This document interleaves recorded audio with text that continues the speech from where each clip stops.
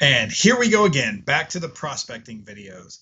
We are not starting where we left off. We are taking it all the way back to the beginning. I went back and looked, and the last time I did an Arizona Diamondbacks video was in 2022. And so I figured I would dip back in, start back over, try to get it refreshed. I mean, a lot of the rosters have changed. Some of the players are still there, but I don't know if that's a good thing or a bad thing in my prospecting, but some of the players are still there. Some of them are still young. Not too many older guys on there, but we are back. We're going to do the Arizona Diamondbacks top 10 prospects for 2025, the upcoming season. If you guys want me to put the cards in here, last time it was 50-50 on whether you wanted me to show the cards in here or not. So you guys let me know what you guys want moving forward. We're going to start with the Diamondbacks and then just move on down the list alphabetically, recap all the way through to where we got. I think we got all the way up to where I was working on the Angels, and then just I had a bunch of other things happen in life, and I'm a loser. So we're going to get started here with the Arizona Diamondbacks. So come along for the ride. Let me know what you guys think. All right, so per usual, we are getting back to the honorable mentions on our list. The guys that didn't quite make it on the list, maybe next year they'll make it on there. Maybe in 2 years they'll make it on there. They're pretty young players, so there's always a shot. None of our players from last year's list actually in the honorable mentions made it onto this one. But that's because I didn't have any honorable mentions for the Diamondbacks last 2 seasons ago. So our first honorable mention is going to be Demetrio Cristanis. He is a shortstop. He is in single A. He's 6 foot tall, 178 pounds, kind of like me. 20 years old. Not really 178 pounds. So last season, he hit 341, had 7 home runs, hit 60 RBIs, stole 30 bases, and 370 at-bats. He's a hometown Arizona boy, and although it took a little convincing, the Diamondbacks were able to put enough cash in his pocket to keep him from going to the Arizona Wildcats. He displays solid plate awareness and is developing more and more power as he grows and hits the weight room. At 20 years old, he could easily add a few pounds to bolster that young power. Arizona can use an extra big stick or probably 2 in their lineups, most likely losing Christian Walker, who everyone knows is a personal favorite of mine. The potential of being a 40 steals guy doesn't hurt either. So the Diamondbacks have begun using the 2022 PBR Player of the Year across the infield to keep his 341 bat in the lineup every day. Middle infield is a tough spot to break through in Arizona, though, and unless he masters another position next season or some fire sale trades happen along the way, I don't see him or really any other middle infielder, except for one, breaking through until 2027 when Marte and Perdomo's contracts are up. Honorable mention number 2 is Janzel Lewis. Hope I said that right. You guys know I am horrible with names. He's a second baseman. He is in single A. He is also 6 foot tall. He is 170 pounds, and he's only 19 years old. Last season, he had 265 with 7 home runs, 50 RBIs, and 20 stolen bases, and 471 at-bats. Going back to my previous point, middle infield is a tough breakthrough position for Arizona. Although Marte has been DHing a lot more, and Perdomo is not exactly an offensive specialist, so there may be a little bit of wiggle room. But with some of the players ahead of him, the switch-hitting Lewis, who has the skills to develop into a solid talent, may find a bit of a roadblock ahead of him in the upper minors. Sounds weird, upper minors, but I guess that makes sense. He's young, and like Cristanis, will benefit from the weight room.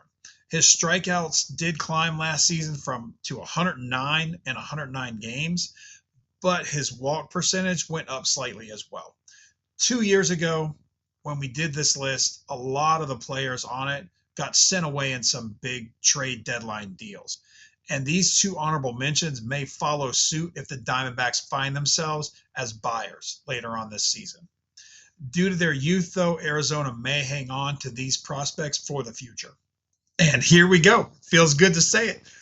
On to our list. Number 10 is going to be Yu-Min Lee. Don't know if we got that right at all, but starting pitcher, Double A. He is 5'11", so he's an inch shorter than everybody else so far. 160 pounds, and he is 21 years old. I feel like I am violently pointing at you guys, so we're going to try the open hand. The nice, calm, peaceful open hand. I'm sure at some point I'll end up back like this again, like JoJo, the idiot circus boy, something like that. But we're going to go with the open hand. So last season, he was 3-6 with a 4.05 ERA, a 1.41 WHIP, 101 strikeouts, and 104.1 innings. For being 21, Lynn has a lot of experience already at the pro level and has showed a lot of dominance in the 2021 Under 21 World Cup. Ooh, that was fun to say. He features a wide array of pitches with a low 90s fastball with solid movement. Arizona hopes the strength they've been working with him on will add 1 or 2 miles an hour to that pitch. Even without extra heat, though, he still features a low 90s changeup that definitely keeps hitters off balance and mixes in a mid 70s curveball with solid spin and a low 80s slider. He's also working on a cutter to slip in there every once in a while. His ERA and whip rose a little bit last year, which is to be expected in Amarillo, but he showed better control by bringing down his walks. His one start in AAA last year was solid, going 4 2/3 inning and striking out 2. The Diamondbacks are short on starters this season and are counting on a few rookie arms to get them back to success, but I think Lynn still has a few things that he could be working on, at least in the first half of the season. But I wouldn't be surprised to see him make a mid or late season debut in 2025, especially given his experience and his arsenal. Number 9 is Spencer G-string. G-string? I mean, you almost want to say G-string. You know, like a G-string on a guitar. Get your mind out of the gutter. He is a starting pitcher. He is in Double-A. He is 6'4". He is 200 pounds, and he is 23 years old. Last season, he was 9-10 with a 3.31 ERA, a 1.18 WHIP, 154 strikeouts, and only 141 1/3 innings. I pointed again. 2 pitchers to start off the list. Not shocking considering how many teams need pitching, with the Diamondbacks being no exception. He's a big pitcher, which you guys know I love, but he doesn't quite have the velocity I would like to see with that size. Being a lefty is always desirable, and being so big gives him an advantage with his release point. We let Spencer slide. I'll be calling him by his first name to avoid any future slip-ups. But we'll let Spencer slide on the lack of serious heat, though, because of his above-average sweeping slider, which carries about a 50% whiff rate. He does have a few other pitches in the tank with a cutter and a curveball and a rarely seen changeup. But the combination of a well-placed fastball and slider coming from that arm angle are good enough for now. Even in the hitter-friendly Sod Poodle Stadium, that is so hard to say, he still shows promise. With Arizona's need for starting pitching, we may see him as well in 2025. Depends on some of the offseason moves or possibly some trade deadline moves, but it also will depend on his performance as well. Number 8 is Yolber Diaz. He's a starting pitcher. He's on a 40-man roster. He, like some of the other players on this list, is 6 foot tall. He's 190 pounds, and he's 24 years old. Last season in the minors, he was 6-9 with a 3.80 ERA, a 1.27 WHIP, and he had 140 strikeouts and only 104.1 innings pitched, which is kind of weird because I think that's the same amount of innings pitched that Lynn had. But Diaz did get called up to the majors last season, where he was 1-1 with a 3.81 ERA, a 1.38 WHIP, and he had 19 strikeouts and 28 1/3 innings pitched. 3 pitchers in a row. Here we go. I thought Diaz might get an earlier look from the Diamondbacks last season, especially with Montgomery's injuries and struggles. Catching a few starts in July when Montgomery was out and coming out of the pen in long relief in September gave Diaz kind of a taste of what the bigs is like. He can touch 99 on the gun, features a plus slider that only seems to be getting better each season, and a few minor secondary pitches, namely a knuckle curve, you'll see from time to time. He struck out 140 and 104 1/3 innings pitched in the minors last year, although that ratio didn't quite hold up in the majors. Not that it was terrible. With the intention of starting Montgomery in the pen until he kind of finds himself again, which hopefully he can, Diaz may get an early season shot to start a few games and to kind of prove himself. The Diamondbacks don't have a lot of money tied up in Diaz, so it would be great if they could kind of strike gold with a homegrown farm system arm. Number 7 is Ryan Waldschmidt. He is a first baseman. He's in, did I point? I'm pointing again. Happy hands. He's a first baseman. He's in single A, 6'2", 205 pounds, and he's 22 years old. Last season, he hit .273 with 0 home runs, 7 RBIs, 4 stolen bases, but only 44 at-bats. With what looks like the departure of Christian Walker, turning down Arizona's $21 million offer, and Josh Bell's free agency, the Diamondbacks are going to need some first baseman talent, and preferably with some pop. Now, they may sign a free agent. There are a few decent ones out there, albeit some a little older.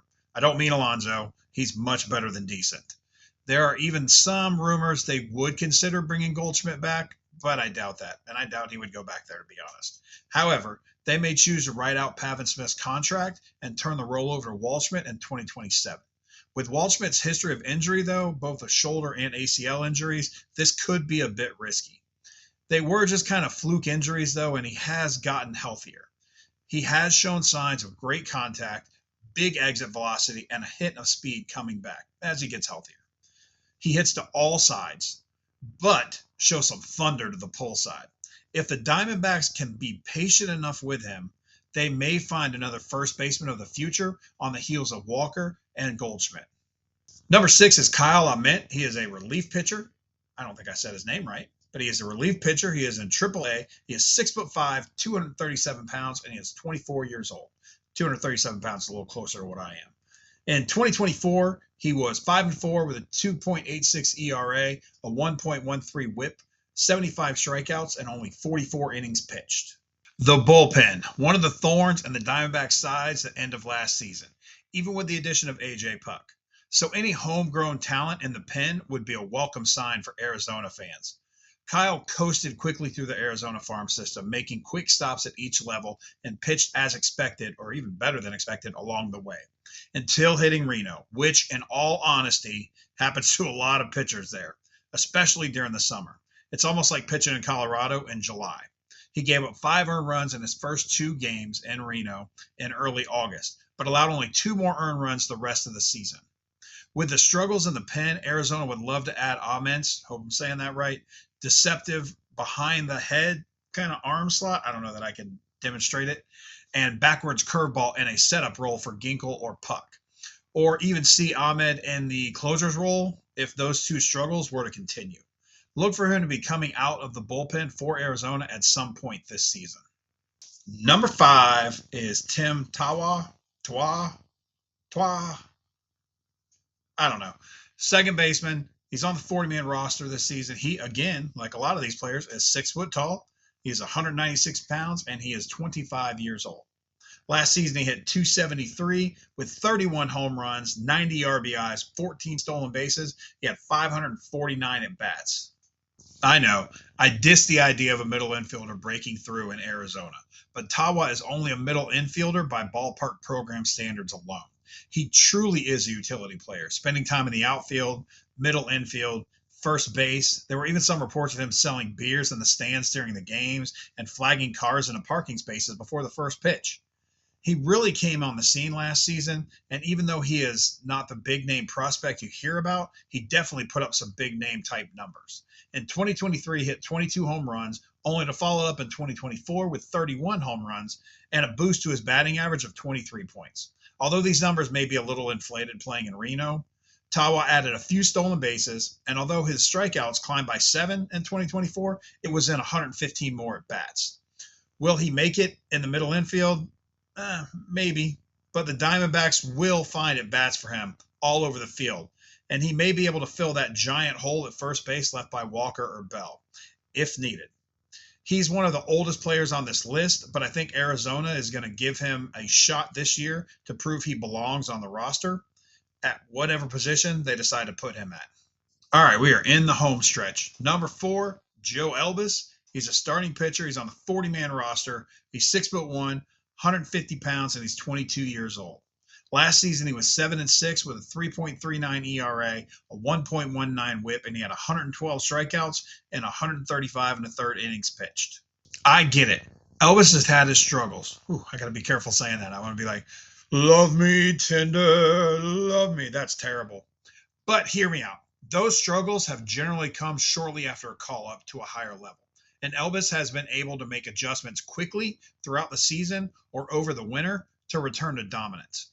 The Diamondbacks have high hopes for the 6'1", 22-year-old and like what they see in him, even with the struggles. He features a low 90s fastball, which he could probably add a mile or two on with a little extra work in the weight room. as well as a solid, serviceable slider, curveball, changeup, all three of them. Slider's probably better than the rest.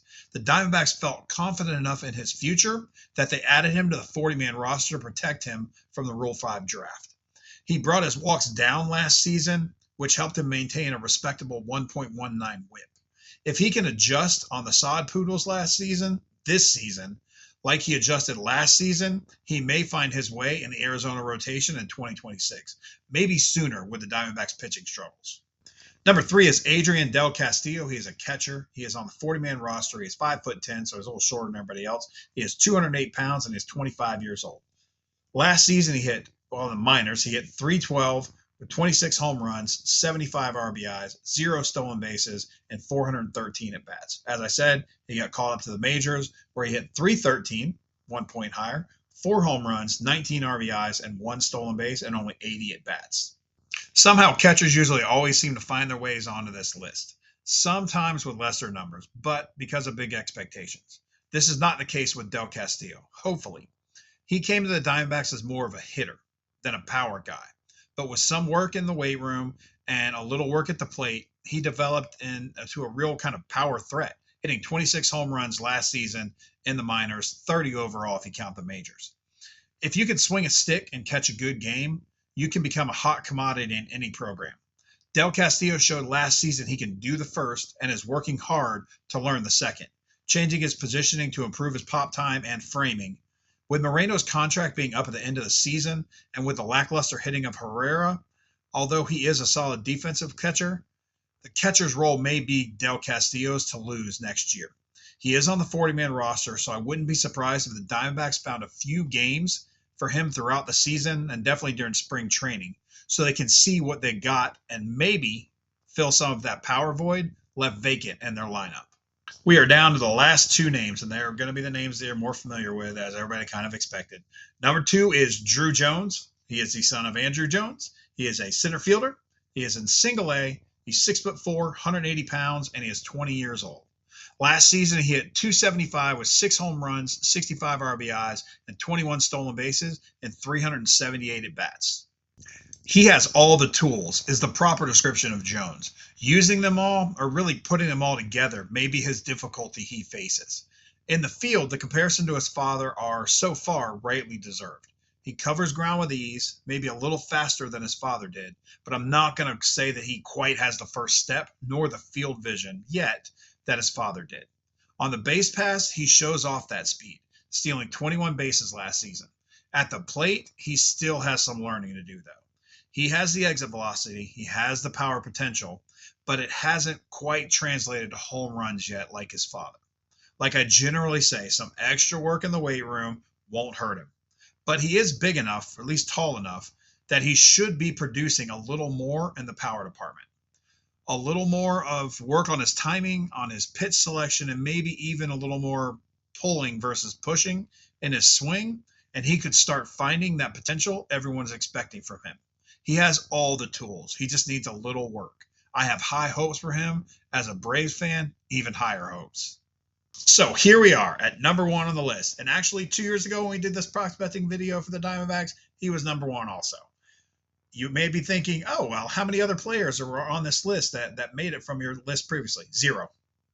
Now, I don't want you to think that I'm that terrible at picking prospects or following prospects or assuming somebody's going to be good.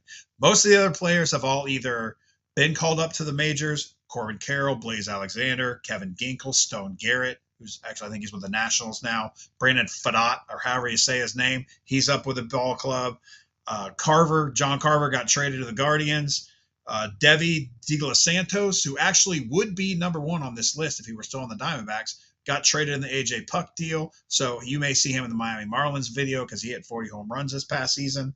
And I think one of the guys from the Diamondbacks, like Patino, got cut from my original list. And Montez Diocta, who was the 10th player on there, he kind of struggled last season in Reno, which, as I've said before, is pretty reasonable. So, I mean, I do halfway decent. Like a lot of the guys have made it up, But hey, I don't know a lot about much. So take my words with a grain of salt, but wasn't too bad on the Diamondbacks.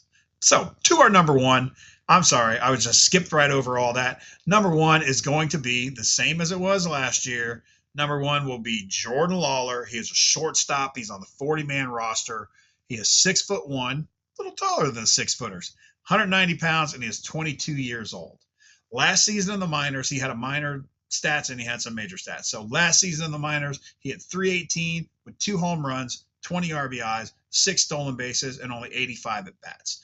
In the majors, he hit 129. He got called up at the end of the year. He hit 129, no home runs, no RBIs, 1 stolen base, and 31 at bats. He was more used as a pinch runner and kind of a defensive replacement. He didn't hit too great. I wavered on this one between flipping him to number 2 or not, due to his injury that cost him the first 2 months of the season and an injury that cost him 3 weeks in June and July. But I went back and I looked at my prospecting list for the 2022 season, and I had Lawler at the number 1 spot then, so why change now? I had him at number 1 over Carroll, who I had at number 2, but Carroll got his break, and Lawler is still waiting on his. Lawler had a 2030 season in 2023, and although his average dropped from 2022, his strikeouts came down, showing an improved pitch selection. With Perdomo's lack of power, the Diamondbacks may give Lawler every chance to win a job at the shortstop position this spring. This is really the only spot Lawler could find much playing time, and it is one of the reasons I express caution with other middle infielders breaking through to the big club. They have to go through Lawler first to get there. His combination of power and speed may rival what the Diamondbacks have in Carroll. Being on the 40-man roster helps his chances, and hopefully he can find a home this season with the big boys. All right, so there you have it. That wraps up the Diamondbacks top 10 prospects for 2025, in my opinion. We are going to be moving on to the next team, which is the So I'm going to be very excited to do that one because I want to see where we stand, what players we got on there. Last 2 seasons ago when I did this video, I had Vaughn Grissom on there, and he got traded to the Red Sox, albeit for Chris Sale, which worked out phenomenal for the Braves. But he's gone, so we're going to have a new number 1 for the Braves. So I hope you guys will watch that next video when we put it out. For right now, if you'd like to, you can go ahead and subscribe right over here by my plate, by that plate. Or you can watch my next video somewhere over here by Hammer and Hank.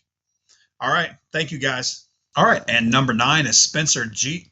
That one's going to get me in trouble.